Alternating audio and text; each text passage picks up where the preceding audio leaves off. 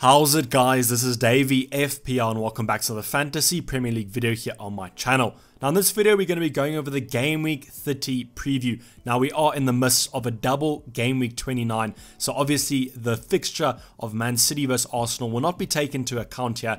The Game Week 29 has been a little bit of a downer, but hopefully that next fixture is going to be absolutely stellar, and all of you guys who took punts on those double Game Week players are paid off handsomely. So just keep that in mind, a little bit of a disclaimer there before we get into the video. But in this video we're talking all about Game Week 30. Aubameyang out. I know you might have just brought him in, but maybe it's time to ship him out. We'll also be looking at some Chelsea assets and finally our captaincy for Game Week 30. But without further ado, let's get into the video.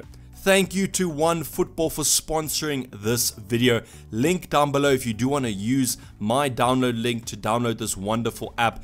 Thanks again for sponsoring the video. If you don't know, OneFootball is the everything football related app. It's free to download on iOS or Android, and you can see there on the table. I'm following the Premier League right now. Gives me all the goals, assists, and whatever I need to know, as well as following my favorite team if I do want to follow a team, which is for me Liverpool, but for you it could be anyone else. Also, if you want to track more leagues than just the Premier League, go and check out this app. As I said, link down below. So a reminder about the Champions League fixtures. We do have the second leg of the next Champions League fixtures there, so just keep that in mind. A quite high intensity, high rated fixtures there. So I'm pretty sure all teams will be playing their strongest 11s. So just watch out, especially for those Liverpool assets. They are playing in blank Game Week 31, so we have to keep our careful attention to them and just hope that they don't pick up any injuries. As I said, also that Wednesday fixture against Manchester City versus Arsenal also has to take place, so if there are injuries in that, it could affect some stuff in this video, but I don't think too much. Another reminder about the ultimate guide to blank Game Week 31, link down in the description below.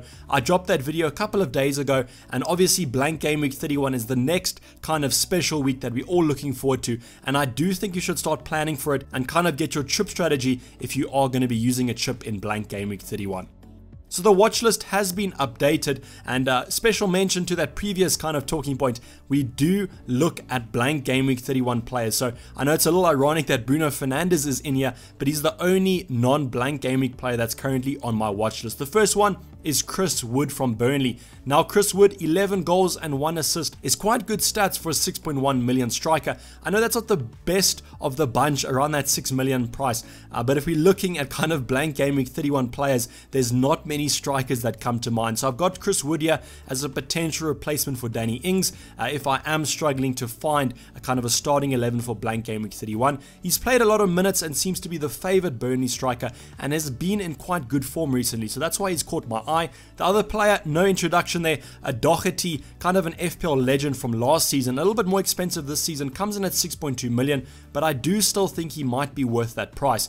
Now Wolves defensively have shown recently that they are a bit better, and the only thing kind of worrying me about Wolves is this whole Europa League run. I think they're taking the Europa League quite seriously, and Doherty is definitely one of their best players, so I'm just keeping my eyes on him and seeing what kind of happens. I am unfortunately an owner of Traore, so he's a little bit of a rotation risk, but it kind of blocks me from tripling up again on that Wolves attack, as I'll have to lose Traore first. But 4 goals, 5 assists, most of them have come recently, which is why a lot of attention has been on him. Now the last one, Bruno Fernandes, obviously had a really good performance against Manchester City, helping them to that 2-0 win. So he's firmly on my radar. I don't think I'll be touching him yet, as he's not playing in blank Game Week 31, and I'm kind of using the strategy of not using my FREEHIT in blank Game Week 31.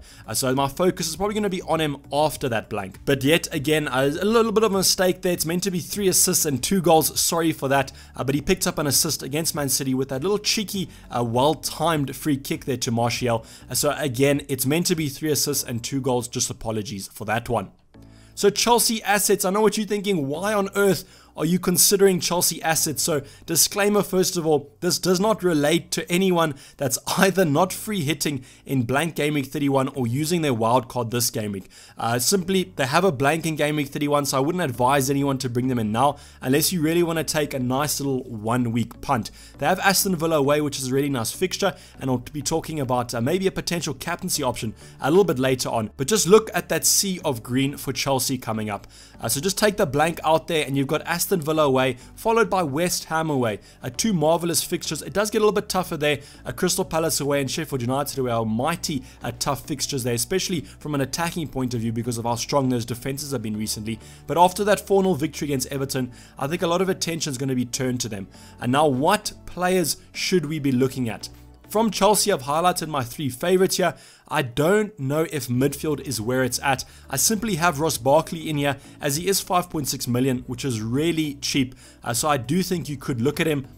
He's got 4 assists in the last 3 game weeks, which is really good. So he could be on a little bit of form here. And you know what happens in FPL? If a player is on form, you definitely should be looking at bringing them in. So Ross Barkley fits here. But the reason I'm saying I don't know if I'll be going for the Chelsea midfield is they have such depth in those positions. And I can see a lot of rotation there. So my current favorite options to go for is Olivier Giroud. Reason being, Abraham is confirmed out. I think on the Premier League website, they currently have him as a return date of about the 5th of April. So that looks like he could be coming back then. But that gives us a lot of fixtures for Olivier Giroud then. And coming in at 6.5 million, looks to be the favourite striker. I don't know what's the current situation with Batshuayi, but I think that Giroud will be starting most fixtures. And he's managed 2 goals and 1 assist. I know that's not looking that good, but he's only played 438 minutes. So I think we can give him the benefit of the doubt here.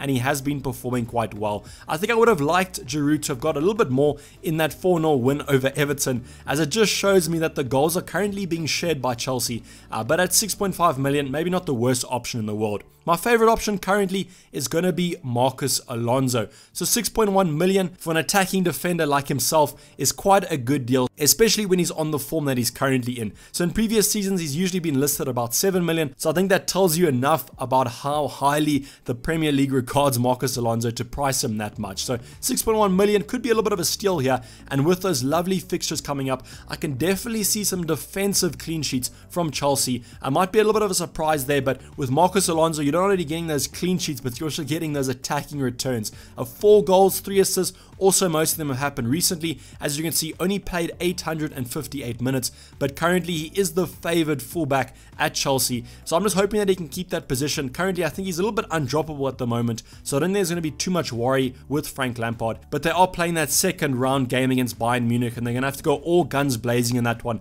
as they currently are 3-0 down. So just keep your eyes on that one. Pretty sure Marcos Alonso will be starting in that one, so just look for an injury concern. So the last talking point before captaincy is going to be about Aubameyang. Kind of everyone's favorite double game week player currently, or probably before the deadline. I don't think too many favorites currently unless he scores against Man City. But Aubameyang was the most highly captained player going into game week 29, a captain by over 50% of the top 10k. So definitely a lot of good managers had him in their squads. And the talking point right now is Aubameyang out. So as I said, he did not score against West Ham. Probably were hoping for a West Ham goal, as that was the plum fixture of the lot. Against Man City, he has not scored yet. So hopefully I didn't jinx it there, and Aubameyang is a really good game against Man City, but he has not scored against them, as I said. So I'm not holding too many thumbs for him. So I can understand your frustration as an owner. You brought in Aubameyang, probably captained him, and thought that he would do so well in this double game week, and that's simply just not been the case. So a lot of people want to transfer him out. The current kind of popular transfer to do is Aubameyang out, and that gives you enough money to afford Mane, which could be a good option, but I think Everton away is a tougher game than Brighton away. So my advice for you would be to keep Aubameyang for the next fixture. A game week 30 doesn't have a lot of really good fixtures, and I think that Brighton away is probably one of the better ones. And with 17 goals, 3 assists, you just got to hope that he starts, and I definitely think that he could get a return out of this. I don't think it's worth to kind of bringing him in and transferring him out one game week later and not giving him enough time, especially if you bought him in for a hit. I think you have to give him another game week to kind of repay that hit, and with that fixture, I definitely do think you can. So my advice would just be to keep him and then analyze it, maybe bank a transfer and see what players are in form going into the blank and giving yourself enough time as possible. As I said, I don't think those premium options that you could bring in for Aubameyang are hitting the strides right now, especially with those tougher fixtures. So the last talking point we'll be going over, as we usually do, is captaincy going into game week 30. So I've highlighted my 3 favorite captaincy picks here. Starting off with Mo Salah, I always say that that's kind of the poster boy here. You can go for any Liverpool option that you so please. Could also go for Sadio Mane in this case.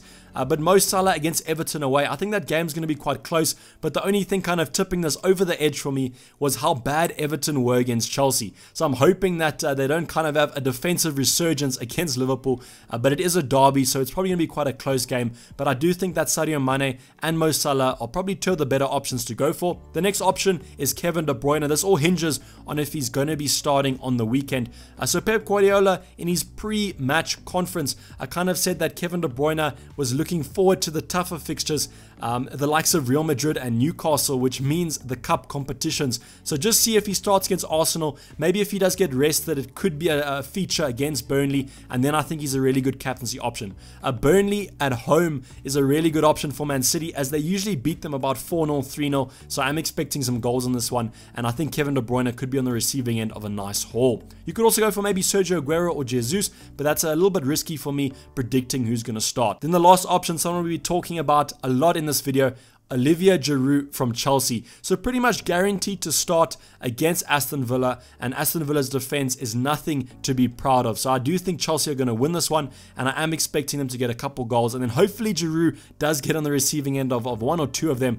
Obviously this past weekend those goals were kind of shared, so maybe Giroud is a little bit more selfish this weekend and can get some double-digit hauls, which I think is a nice differential captain to go for in a week where there's not many standout captaincy options. If you are an owner of Olivier Giroud, I think you might as well just put the captaincy on him, and I kind of hope you soar up the ranks.